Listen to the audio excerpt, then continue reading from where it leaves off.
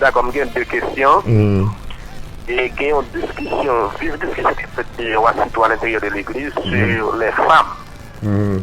D'après 1 Timothée chapitre 2, verset 11 à 15. Et donc, nous avons qui ça pour me si femme a dirigé ou pas. Et deuxièmement, si vous la sexuelle entre une coupe et les coupes de privé, qui ça pour me D'accord, frère Maxou, ça fait nous plaisir. Nous saluons tout le monde, Gérabel qui branche l'émission. Dans 1 Timothée 2, verset 9 à continuer, frère Paul dit d'abord, je ne permets pas à la femme de prendre de l'autorité sur l'homme. Il faut lire la Bible et accepter la Bible pour ce qu'elle dit, pour ce qu'elle enseigne. Texte là dit, je ne permets pas inspiré de Dieu. Ce n'est pas Paul en soi qui ne permet pas, c'est l'homme de Dieu qui est en lui, l'esprit de Christ qui l'habite, l'esprit de Dieu qui l'inspire, qui dit, je ne permets pas à la femme d'enseigner ni de prendre de l'autorité sur l'homme. Quand nous consultons les originaux grecs du Nouveau Testament, en 1 Timothée 2, verset 9 à continuer, le terme grec utilisé ici, c'est le grec didaskalia, qui veut dire le ministère de l'enseignement.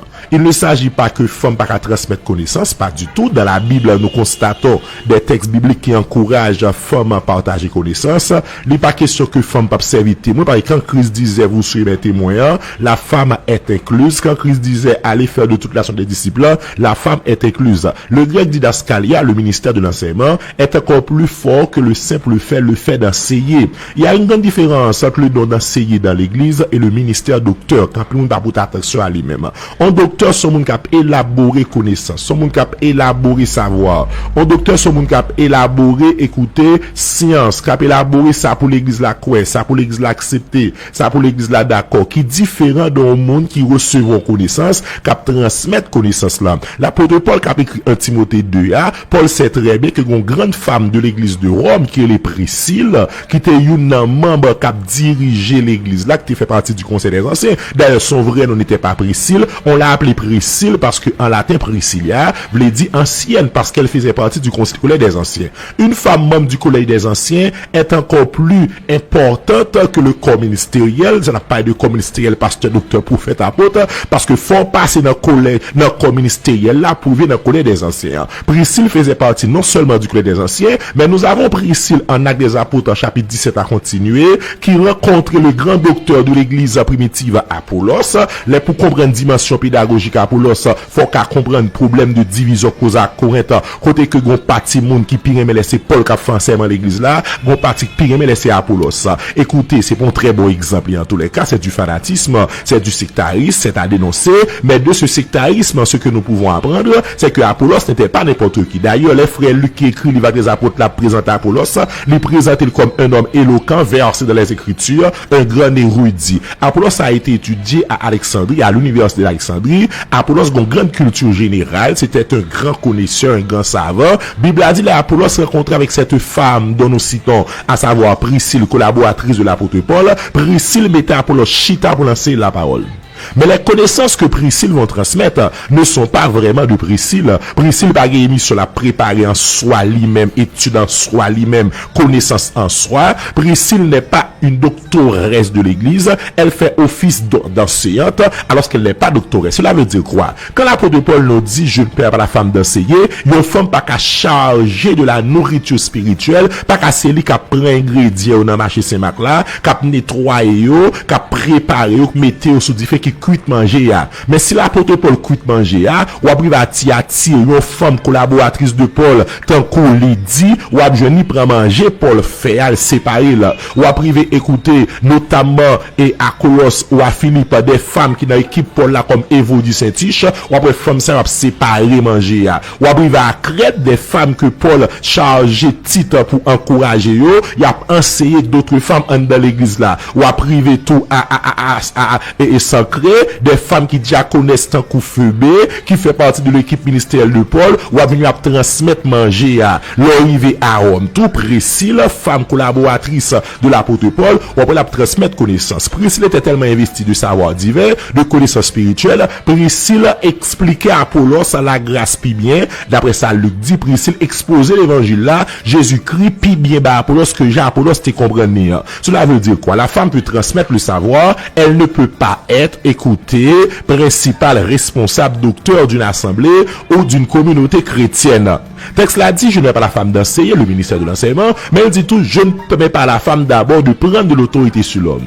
Ici, il y a des dirigeants d'église, des fondateurs d'église et même des fondateurs de sectes comme William Mount Branham dans le branhamisme, mais comme William Sanders aussi dans le corps de Christ, qui pas qu'à cerner ça que dit là. Quand l'église corps de Christ interdit à la femme toute fonction ministérielle, quand l'église du Christ de William Mount Branham, le corps de Christ de William Sanders, fondé en 1915, mais quand le branhamisme de William Branham, fondé aux environs des années 1960, interdisent le Branham et le corps de Christ interdisent à la femme toute fonction, toute application ministérielle, c'est parce que, par comprendre ça que dit là, tel texte là dit, je ne permets pas à la femme de prendre de l'autorité sur l'homme. Texte n'a pas dit, je ne permets pas à la femme d'exercer de l'autorité.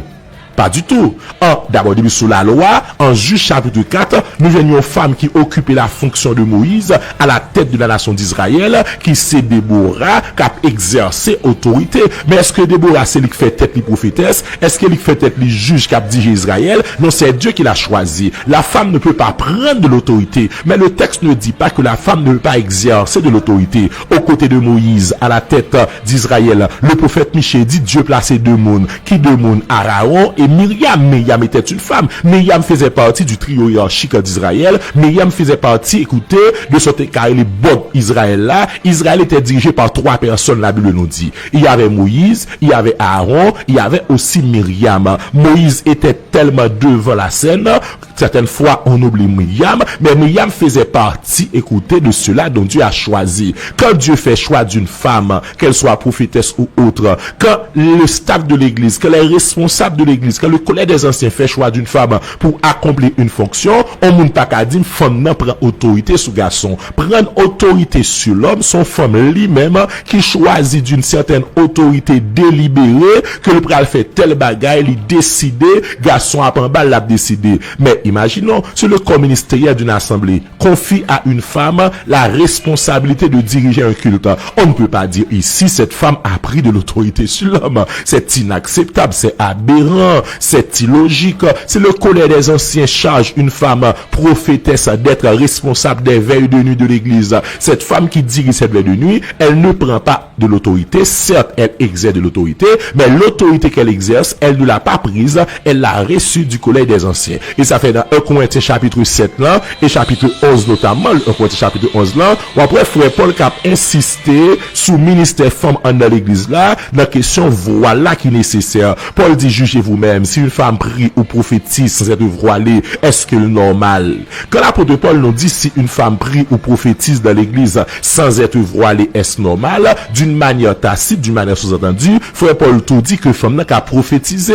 Or, prophétiser, c'est qui s'allier? C'est plus que ça, nous, les prêcher aujourd'hui, diriger service par rien devant prophétiser. En 1 Corinthiens 4, verset 1 à 3, frère Paul précise aux chrétiens de Corinthe et à nous aujourd'hui ce qu'est la fonction de prophétiser, ce qu'est, écoutez, le don de prophétiser. Paul dit, moun qui a prophétisé à un, lui encourager l'église là, exhorter, deux, lui édifier l'église là, trois, lui consoler l'église là. On femme qui a prophétisé dans l'église, à une femme qui a dirigé à pas faire rien devant femme qui prophétisait.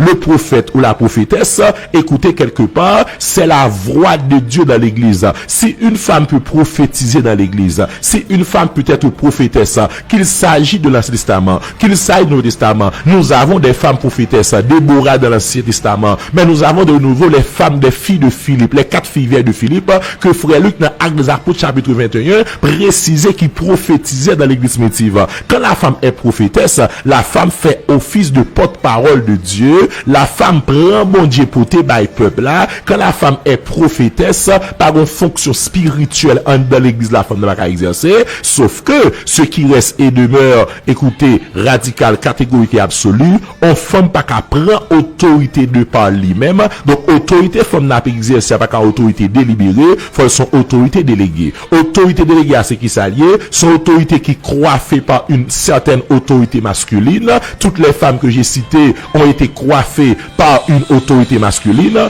et autorité, écoutez, délibérée, son autorité qui pas une personne qui coiffe, la femme ne peut aucunement détenir une autorité délibérée, elle peut exercer l'autorité à condition que cette autorité est une autorité déléguée.